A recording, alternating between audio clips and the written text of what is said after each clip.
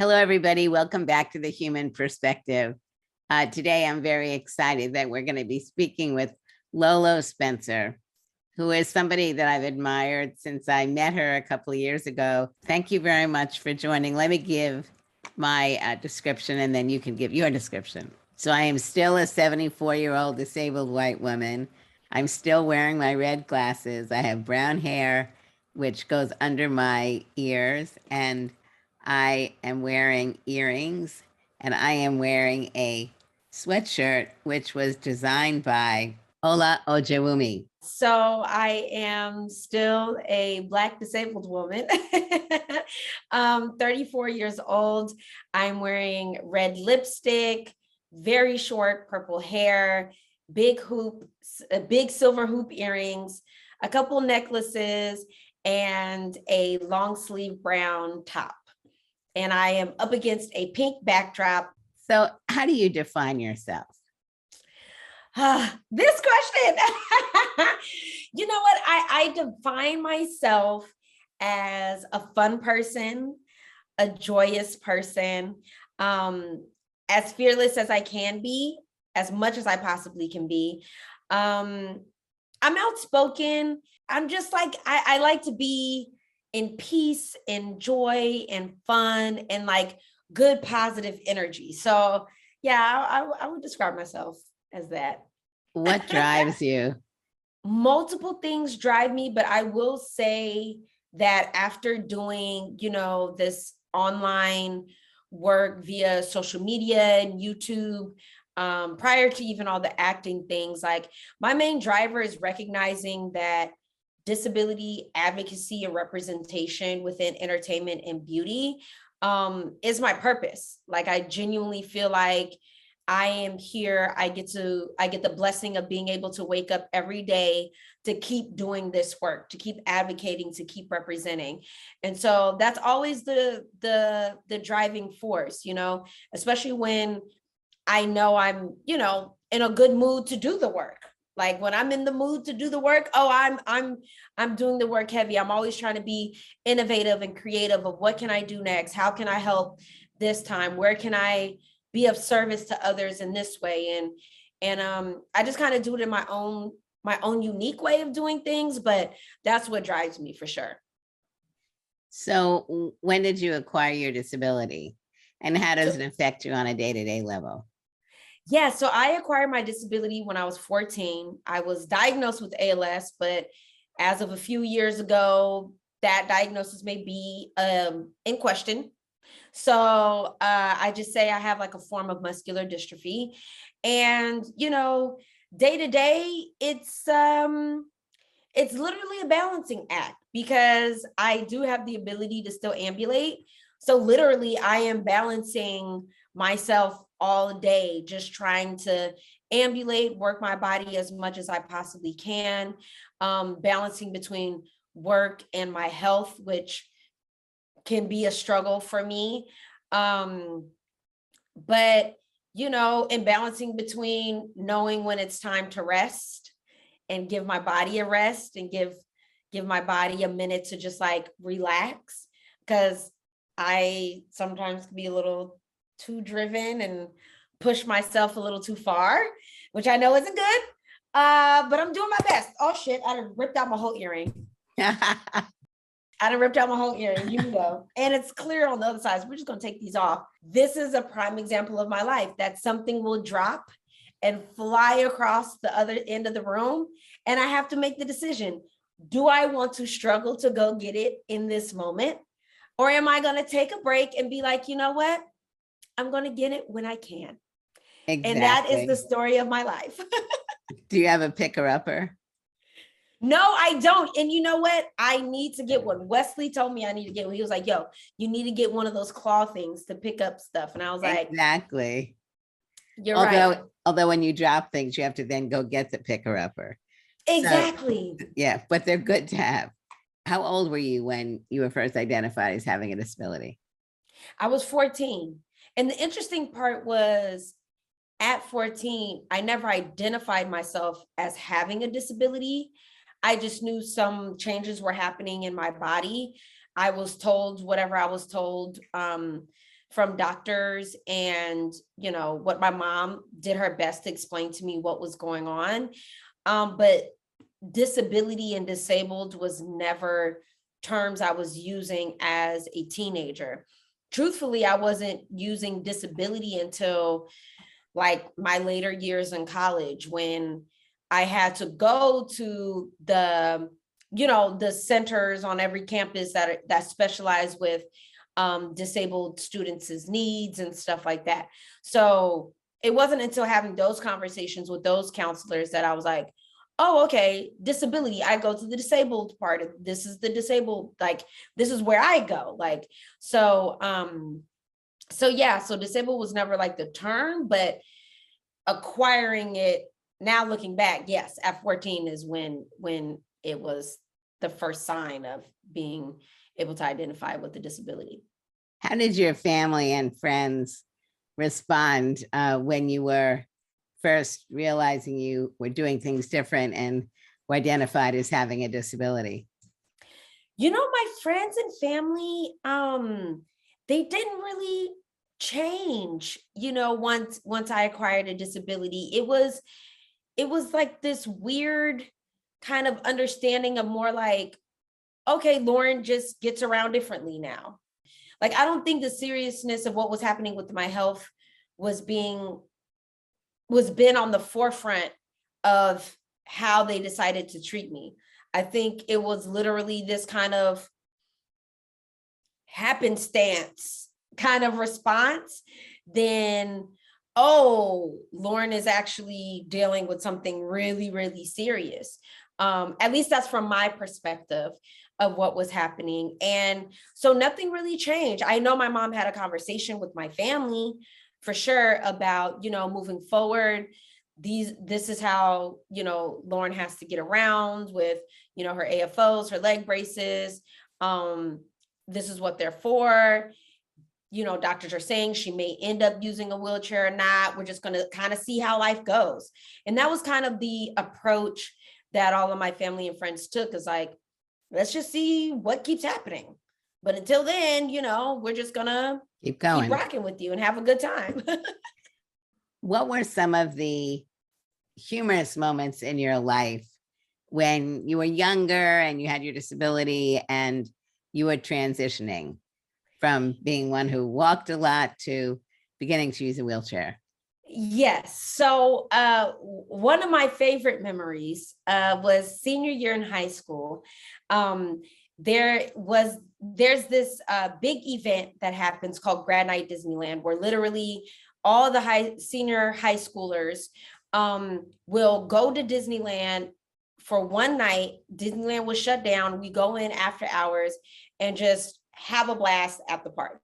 And so at the time, I was using the AFO kind of leg braces. What is an AFO? They're like these leg braces that help, like if you have drop foot. So they were helping me lift my foot in my shoes, so that way I wouldn't trip over anything. But, you know, at the time I was calling them my Forrest Gump legs because that's all I knew at the time. That was the only reference I had. But so at the time I was using those, but when it was time to go to Disneyland, I knew I would be completely exhausted. There would be no way I could get around the park. And so the nurse at my high school suggested that I use an electric wheelchair. And so we did a quick test on campus first. And as soon as I got in the chair, I was like, oh yeah, this is it. I need this at Disneyland. It's time to turn up. It's a vibe. Like, I need this. This is amazing. It's like the best thing I had ever tried. So then when we actually get to Disneyland and my friends actually see me using the wheelchair for the first time, they went bananas. They had so much fun with me being in my chair. They literally were hopping on the back of it.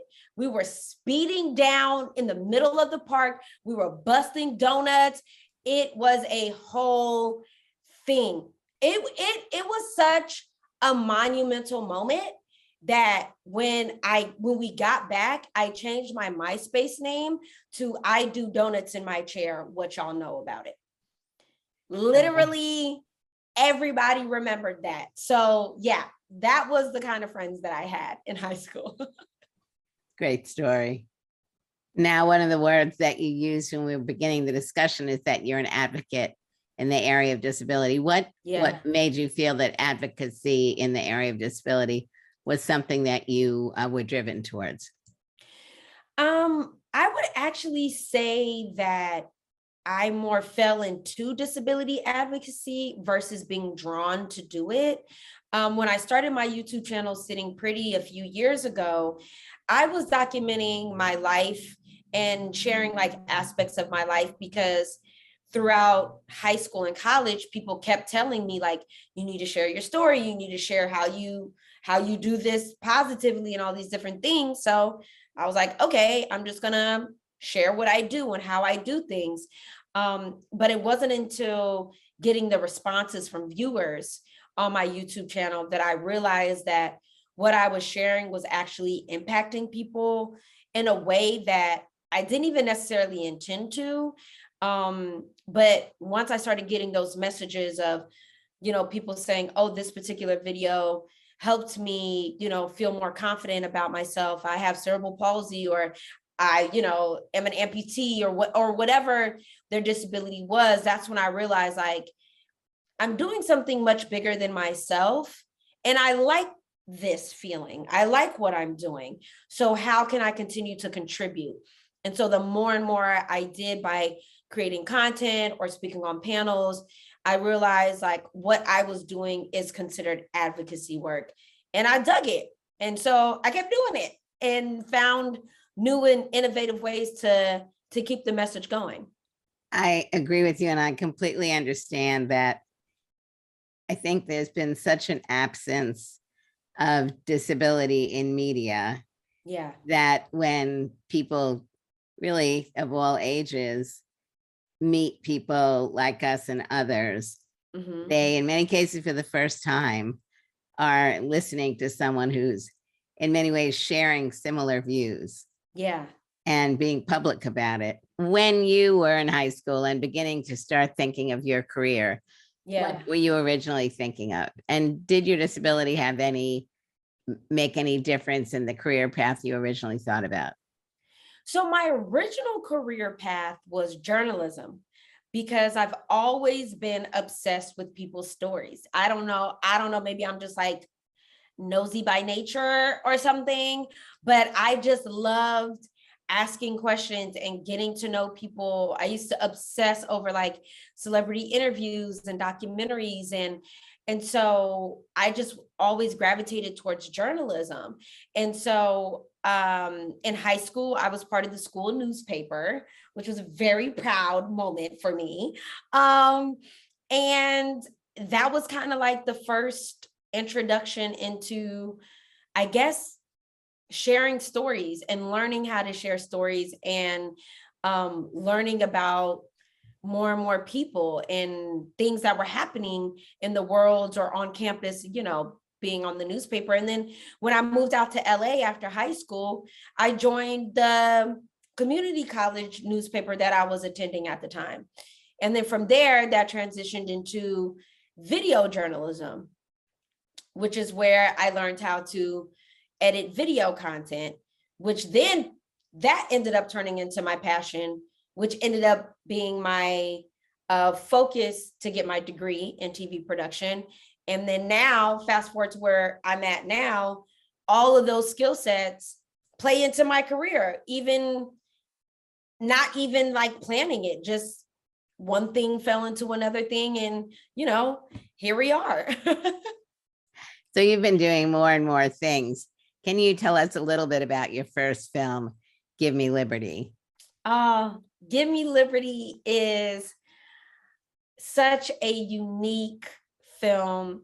So the story of Give Me Liberty is about a medical transport van driver who literally has the most unexpected, wild day of his life.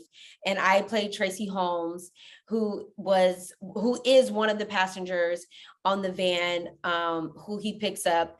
And I don't make the day any easier for him, is what I'll say. So it was such a beautiful experience, a very challenging one in many ways.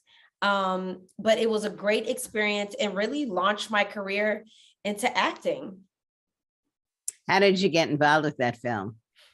So I was involved with my agent at the time. When did you get an agent? Oh, it was a recommendation from my stylist, Stephanie Thomas. Stephanie saw what was happening on my YouTube channel, and she was just like, if you're interested in maybe like being in commercials or anything like that, you should probably get an agent. I know someone. So I was like, great. And so Stephanie set up the meeting, and the agent was like, yeah, I represent talent with disabilities. Would love to add you to the roster. So I was like, cool.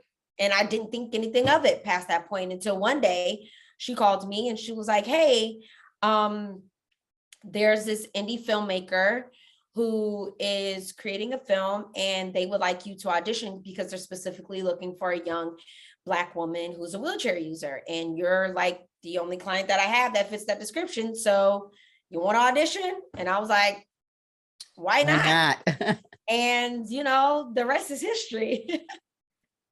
So what did you find challenging, and what did you learn from being a part of Give Me Liberty that helped you continue to move forward?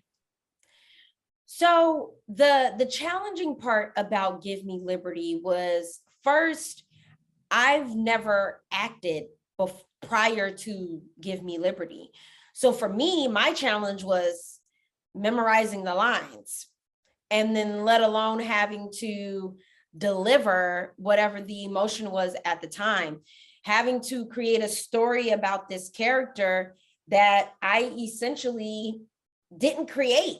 So I'm like, well, who is this girl and what about her do I resonate with in order to know how she would respond? And then finding the unique ways that were different between myself as Lolo and Tracy as a character. Like, what are those differences? Like getting out of my own way, like being like, oh no, I would never do that. And it's like, this ain't about you. This is about Tracy. So would Tracy do this?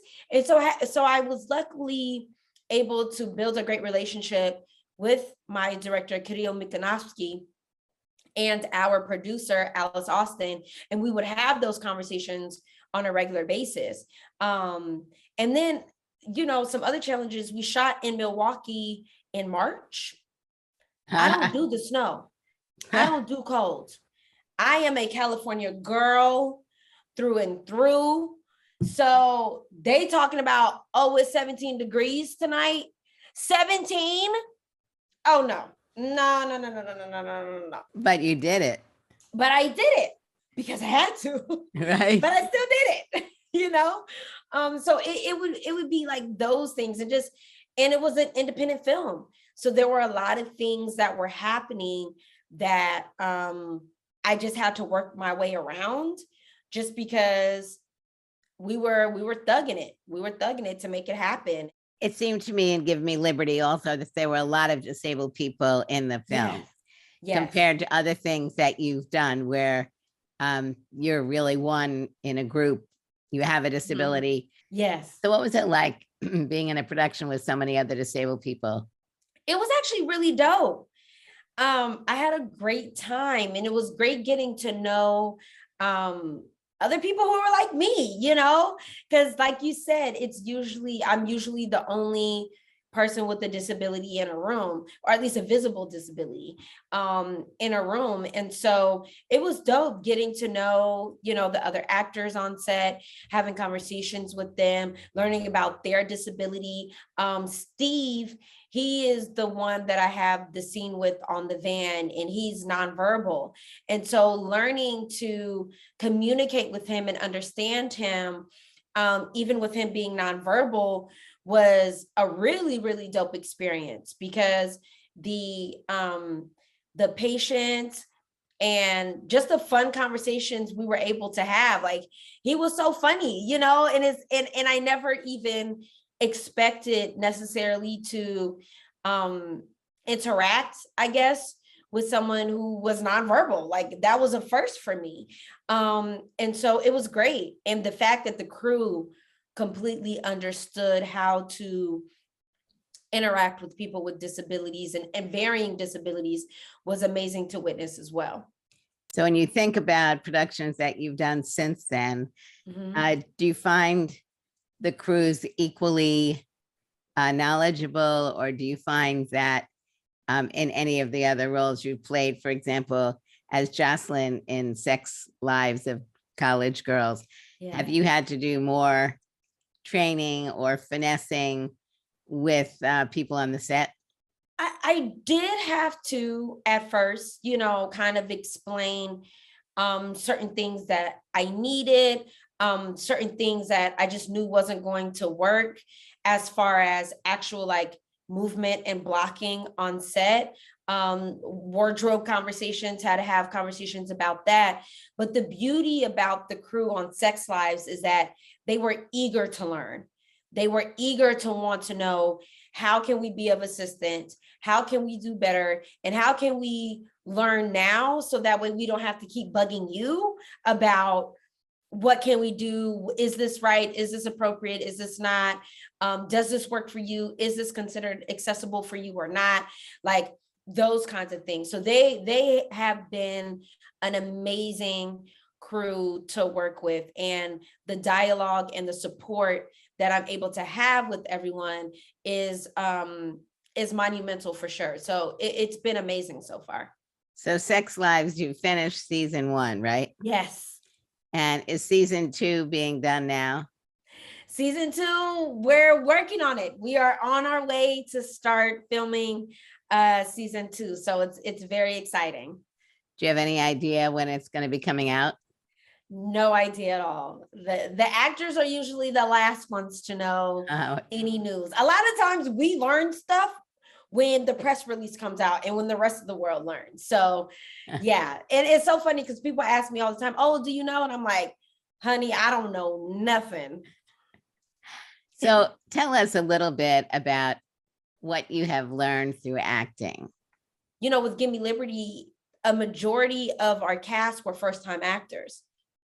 But this time, I'm sure, if I'm not mistaken, I'm the only person who is still very, very new to acting. Everyone else went to school, they've been in theater, been on Broadway, the whole nine.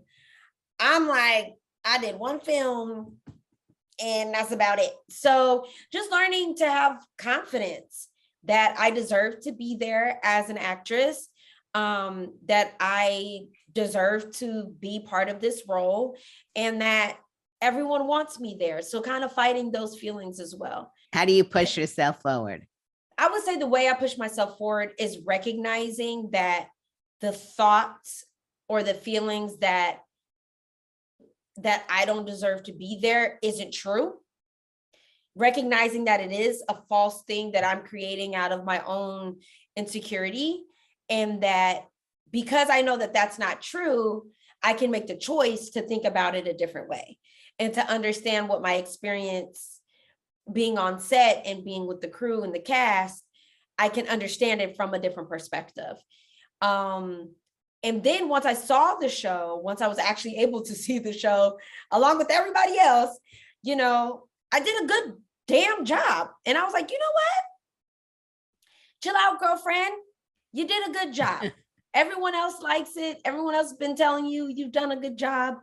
You know, they asked you to come back, so that's a good sign. So it's like, I recognize that those feelings were all my own, and it was rooted in fear and insecurity. So I have my own kind of way of choosing to think about things differently.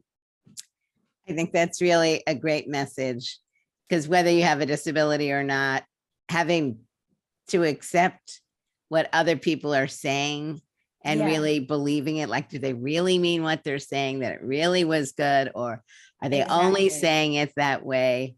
So I appreciate very much the way you've been explaining this. And it's a Yeah, challenge. And I think that's really important that we challenge ourselves on a regular basis to keep moving forward. 100%. What other work have you been doing that we should let our audience know about? So, some of the other work that I've been doing is a lot of social media content in the form of advocacy. So sharing my perspective on disability, because I do have my own opinions around, certain things that are prevalent within the disabled community. Give us an Um, example. an example, I'm not a fan of like the word differently abled Me or handy either. capable. I I hate it. I can't stand it. I think it's stupid. I think it's a sugar-coated way of saying disabled, and there's nothing about disabled that needs to be sugar-coated. Everyone else It's just needs to learn. non-disabled people wanting to reframe us. And I think more and more disabled people are willing to listen to us saying this and getting Yes, confident that they can own themselves and they don't need to take terms that other people have crafted. exactly. Exactly. And so those kinds of things, having those kind of discussions, but also just sharing, my most embarrassing stories and, Tell us you one. know, oh, okay. So there was, oh boy. So there was this one time I was at a party and I was drinking and I had to use the restroom. And my homegirl who I was at the party with, she had stepped out because she had to take a phone call for her job. But as soon as she left, I ended up having to go to the bathroom. This random guy saw the look of panic on my face and he was like, "Do you need help with something?" And I was like, "Yes, I actually have to go to the restroom, but there are stairs to get inside the house where the bathroom is at." So he carried me all the way into the bathroom. Literally, I was like, "Just come all the way in, close the door, just turn the other way." I, use the restroom. I go to wash my hands. He goes to flush the toilet because in my drunken mind, I thought I flushed the toilet. I didn't. And he goes, "Oh shit." And I was like, "What happened?" And he was like, "There's blood in the toilet." And I was Oh. like, "Oh yeah, I'm on my period." This is Oh my not God. fun. This is actually very embarrassing for me. And he was like, "No, it's cool. Like, I've had a girlfriend, so it's fine." He was like, "But I didn't know, like, if you were Did you experiencing know? like internal bleeding." Like he thought like my kidney was like failing or some shit. And so I was like, "No, it's just my period. Thank you." And so yeah, that was pretty bad. Thank you for being so clear.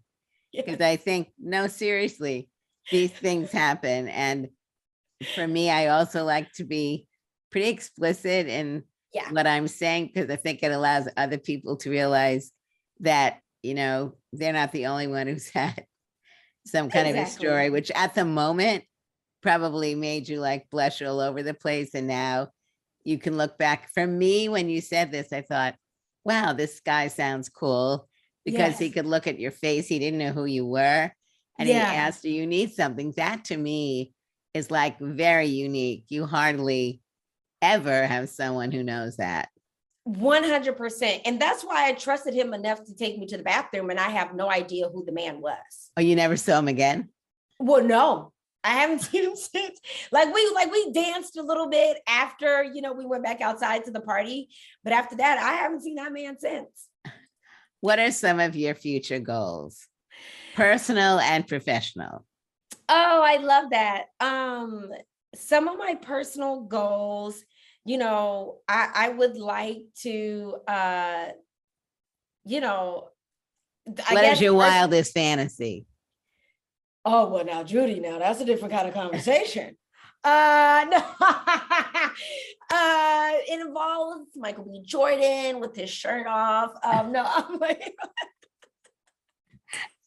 I love it. no, as far as like personally, I would say I would love to be able to, find my life partner and start a family. That is definitely something very important to me. I'm in the process of learning ways to build like generational wealth, those kinds of things. I'm really thinking about family a lot for my future on a personal level. So I've been doing a little bit of dating. It's hit or miss right now still, but you know what? I am trusting the universe. I am trusting God that, it will happen soon, however he shows up. So that's really been more of like the personal goals that I'm working on. And then just continuing to work on being the best version of myself at all times, and adjusting to my own growth and what that looks like from a personal perspective. And then professionally, I would love to be cast in a rom-com next. That is like, Who do you want to play? And who do you want to be? Who do you want the romantic character? What do you want the romantic character to look like, be like? So I would definitely be the leading lady in the film who is actively being sought after. And I would love my co-star, my better half in the film, to be of the caliber of Michael B. Jordan, looks wise and talent wise. That's the goal. That's the goal. I know he traditionally doesn't do comedy, but every actor likes to take a chance, right? So we'll see. We'll see if we can make that happen. But also I am working on my own lifestyle brand. I'm really building that up. I don't want to say too much about it, but I am working on a lifestyle brand that I'm very, very proud of. What is a lifestyle brand?